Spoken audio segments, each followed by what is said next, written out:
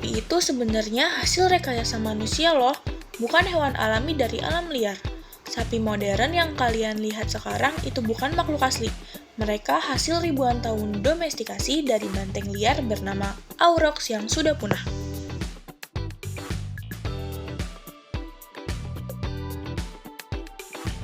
Spesies ini memiliki bentuk besar, tegak, dan berotot. Meski terlihat liar, Aurochs merupakan herbivora. Secara fisik, hewan ini mirip dengan banteng. Namun, Aurochs adalah nenek moyang langsung sapi modern. Spesies ini telah hidup sejak zaman prasejarah dan menjadi salah satu kisah kepunahan satwa liar yang disebabkan oleh aktivitas manusia.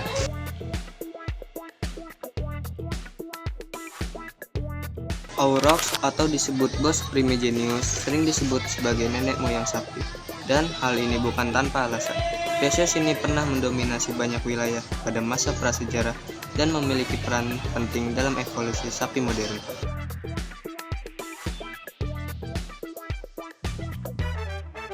Jika kita mundur ke abad 16, fosil Aurochs pertama ditemukan di Eropa, tepatnya di dataran rendah Polandia. Selain itu, banyak fosil lainnya juga ditemukan di berbagai wilayah Eropa, termasuk Jerman dan kawasan sekitar Laut Tengah.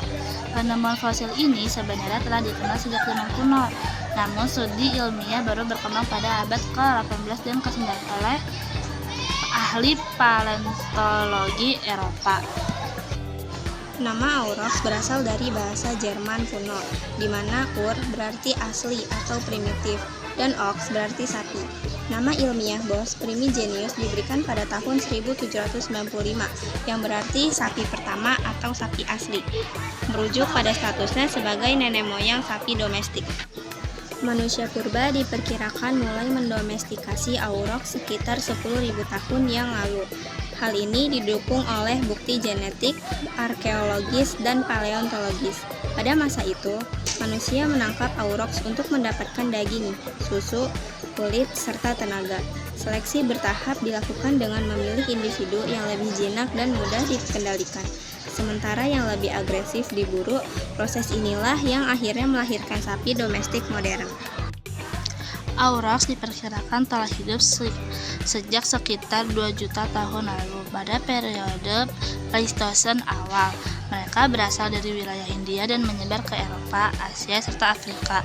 Puncak persebarannya terjadi pada periode Holosen awal, sekitar 10.000 tahun lalu, sebelum tekanan besar dari perburuan dan domestikasi manusia penyebab pemburuan populasi secara drastis.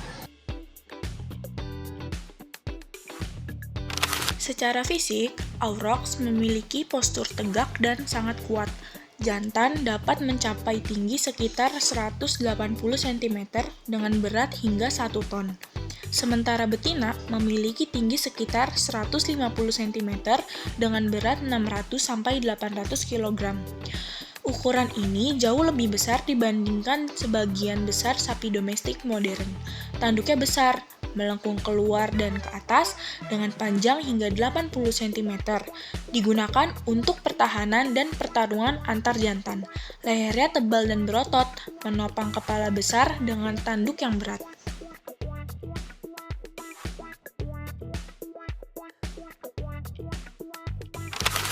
Aurochs hidup di padang rumput, hutan terbuka, dan daerah dengan akses air yang melimpah. Mereka mampu beradaptasi dengan berbagai iklim, dari wilayah dingin hingga panas. Kehidupan sosialnya bersifat berkelompok, terutama betina dan anak-anak yang dipimpin betina dominan.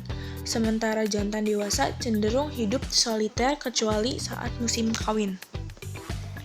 Sebagai herbivora besar, Aurochs berperan penting dalam menjaga keseimbangan ekosistem dengan mengontrol pertumbuhan vegetasi. Jika mati, tubuh mereka juga menjadi sumber makanan bagi banyak spesies lain. Dalam evolusi menuju sapi modern, Bos primigenius memiliki beberapa subspesies yang menyebar ke Eropa, Asia, dan Afrika.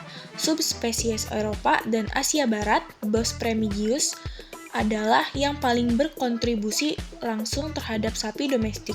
Dari proses domestikasi inilah muncul sapi modern seperti Bos taurus dan Bos indicus. Kepunahan aurochs terjadi akibat kombinasi berbagai faktor, terutama perburuan berlebihan, hilangnya habitat akibat pertanian dan pemukiman, serta kompetisi dengan sapi domestik. Aurochs terakhir tercatat punah pada tahun 1627 di hutan Jaktorow, Polandia. Populasi yang sangat kecil menyebabkan perkawinan sedarah, menurunkan kesehatan genetik, dan meningkatkan kerentanan terhadap penyakit. Meski secara fisik telah punah, warisan aurochs tetap hidup melalui sapi modern yang membawa sebagian besar gennya. Kisah aurochs menjadi pengingat kuat tentang dampak aktivitas manusia terhadap kepunahan spesies di alam liar.